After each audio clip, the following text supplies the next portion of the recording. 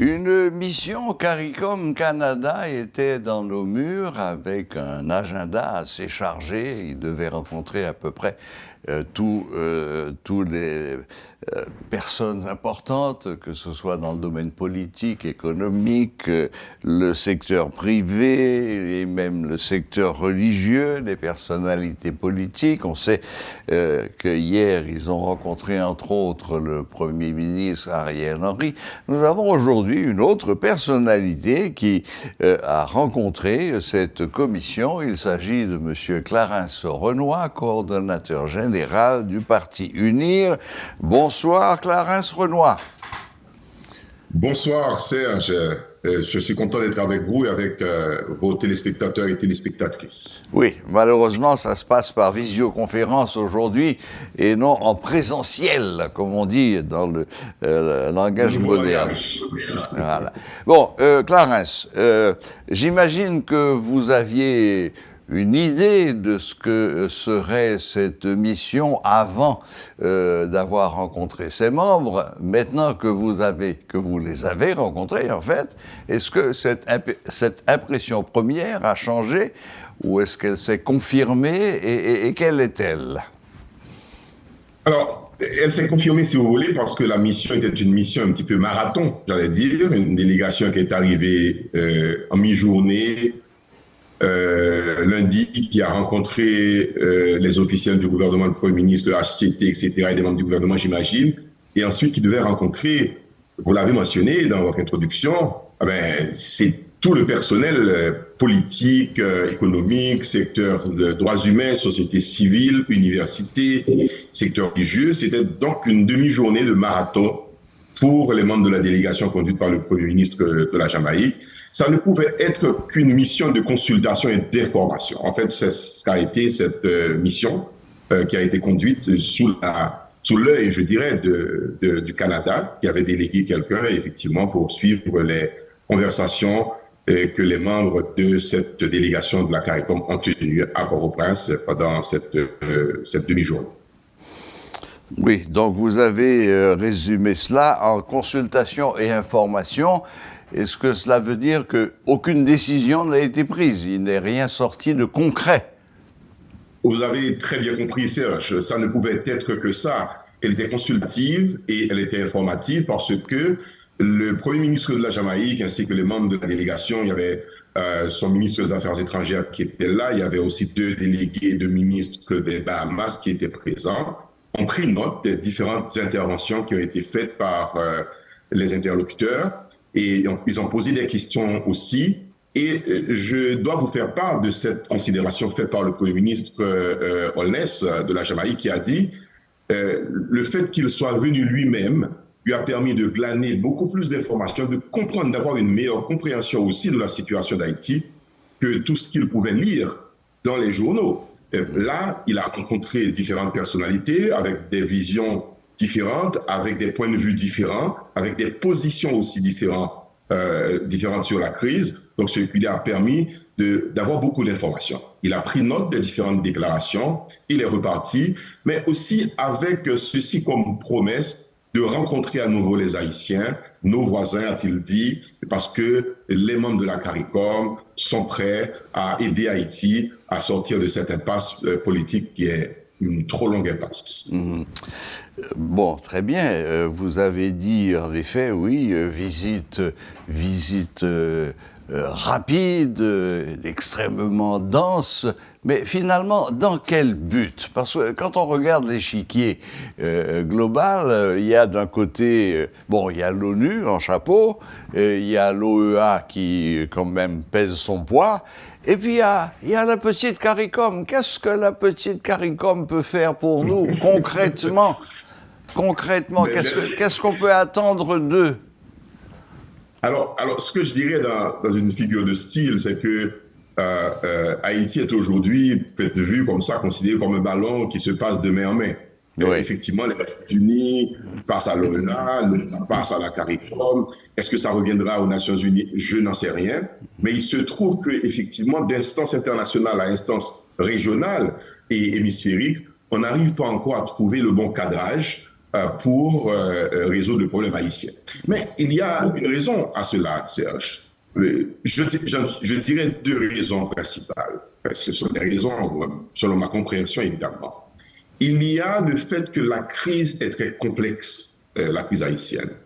Ce n'est pas la première fois que les Nations Unies ont eu à gérer une crise haïtienne et la solution proposée ou les solutions que les Nations Unies ont proposées n'ont pas abouti à des résultats intéressants pour Haïti stable, à la stabilité, à la durabilité d'une stabilité. Absolument. Et donc, il y a beaucoup de précautions aujourd'hui du côté des Nations Unies pour dire nous allons envoyer une mission en Haïti. Je crois que la décision même serait prise de ne plus envoyer de mission en Haïti parce que ce n'est pas ça la solution à la crise haïtienne. Crise complexe et compliquée.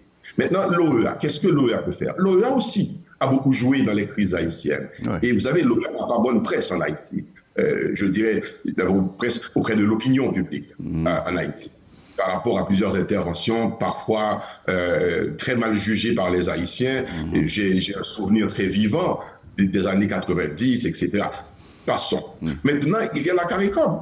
La CARICOM est composée de pays voisins d'Haïti, de pays qui ont une proximité culturelle avec Haïti aussi, qui peut-être ont une compréhension de voisin à voisin meilleure que celle des autres.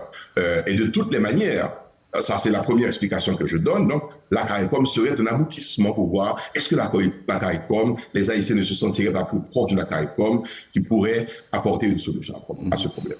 Mais le deuxième problème est aussi dans ce que le Premier ministre jamaïcain nous a dit. En tout cas, j'ai retenu ceci de lui. Aujourd'hui, Serge Clan, la communauté internationale, je dirais, le monde occidental, a les yeux tournés où? Vers l'Ukraine, pour des raisons géopolitiques. Donc le dossier n'est pas un dossier très intéressant au niveau des instances internationales. Donc aujourd'hui, la CARICOM est peut-être justement l'instance, l'organe régional proche d'Haïti qui pourrait, évidemment sous la supervision des Nations Unies, des États-Unis et aussi du Canada, apporter une solution, en tout cas accompagner les Haïtiens à trouver une solution. Et le Premier ministre jamaïcain l'a dit, donc il faut agir vite parce que justement, vous perdez de l'intérêt au niveau de l'international. Il faut trouver une solution à cette crise. Est-ce que d'après vous, Clarence Renoir, est-ce que donc la CARICOM, dans son ensemble, pourrait servir de courroie de transmission vers ces instances plus importantes que sont l'OEA et l'ONU? Et question subsidiaire, est-ce que vous avez pu déterminer si, que ce soit le président de cette commission, le Premier ministre jamaïcain ou les autres membres, est-ce que vous avez le sentiment que la CARICOM, dans son ensemble, est favorable à la demande du gouvernement haïtien d'envoyer une troupe militaire internationale pour régler, une fois pour toutes, entre guillemets, la question des gangs qui dominent le pays? Alors, il y a deux réponses, je dirais, à cette question. Je n'ai pas une réponse que seule la Jamaïque ou les autres pays de la CARICOM pourraient apporter s'ils désirent vraiment envoyer des troupes en Haïti. La première réponse à votre question est qu'il y a un intérêt de la CARICOM à résoudre le problème haïtien. Parce que la CARICOM paye aussi les conséquences de cette crise. Avec tous les petits bateaux haïtiens qui vont dans les îles voilà, donc ils ont un intérêt à aider à résoudre ce problème. Comment? Je ne sais pas encore. Ça va être déterminé dans le futur. La deuxième chose, il y a un consensus, je dirais, entre les Haïtiens, qui est encore non officiel, mais un consensus que la question sécuritaire est prioritaire. Donc il faut résoudre la sécurité. Tous les Haïtiens que cette mission a rencontrés, la mission a témoigné que oui, les Haïtiens sont d'accord, il y a un problème à résoudre, le problème de la sécurité. Mais c'est l'approche qui peut être différente, c'est la démarche qui peut être différente. Certains veulent une mission militaire internationale, certains voudraient que seulement, et c'est mon cas, qu'il y ait, quand je dis seulement, mais c'est beaucoup, qu'il y ait de l'assistance fournie à Haïti en matière technologique, en matière, ce que le Canada fait d'ailleurs. Le Canada envoie un avion, il va envoyer des bateaux, etc. Mais fournir aussi de la logistique à Haïti, des équipements, et fournir des instructeurs qui viennent accompagner la police nationale dans son travail. Maintenant, la CARICOM, qu'est-ce qu'elle peut apporter en troupes? c'est peut-être aussi quelque chose à inventorier, à discuter avec eux. Ceci sera fait, à mon avis, dans un deuxième temps, parce que justement la CARICOM compte, si les Haïtiens le désirent, inviter les différentes délégations d'Haïtiens à une rencontre interhaïtienne en terre caribéenne. Ça sera peut-être à la Jamaïque, à Trinidad et Tobago ou encore aux Bahamas. Le lieu n'est pas encore déterminé, mais l'idée est dans l'air d'organiser une rencontre assez vite, je dirais, pour voir si dans un endroit un peu éloigné du théâtre politique haïtien, du théâtre d'insécurité d'Haïti, du théâtre de pression aussi politique, les acteurs pourraient être sensibilisés par la nécessité d'apporter une solution définitive à cette crise. Oui, parce que en parallèle à ce que vous venez de dire, il est certain que le grand problème haïtien, ça a toujours été, enfin, au moins depuis quelques années, cette non-volonté de s'asseoir autour d'une même table pour discuter.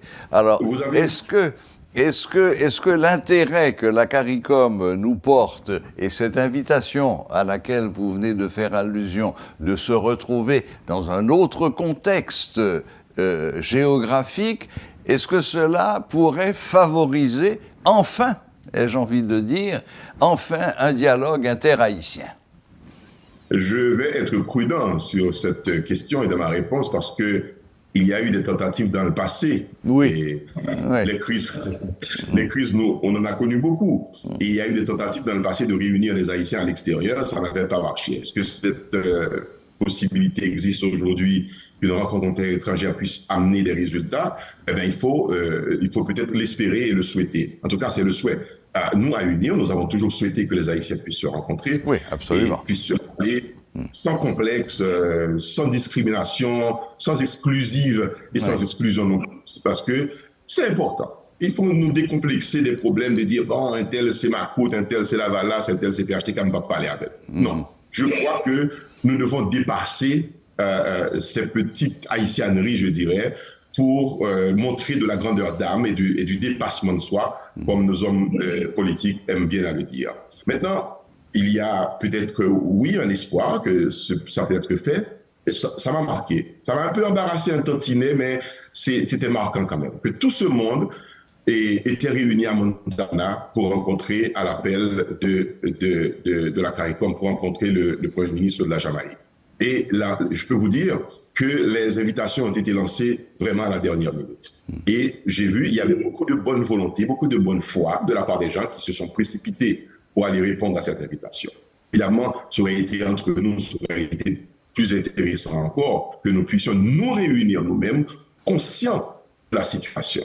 Alors, la deuxième chose, c'est que si ce monde a pu se réunir ici, et si la Jamaïque invite ou les Bahamas, ils reçoivent, pourquoi pas ne essayer quelque chose.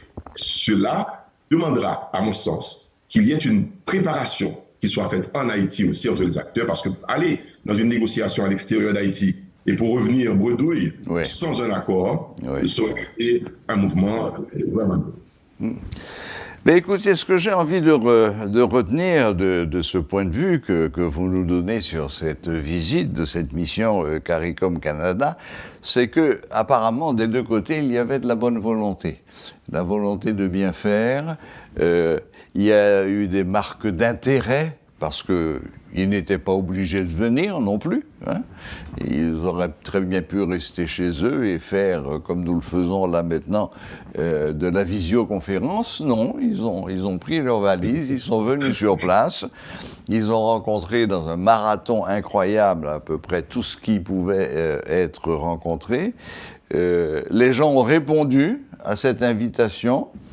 Et apparemment, si j'en crois votre témoignage, il n'y a pas eu de couac, il n'y a pas eu de notes discordantes.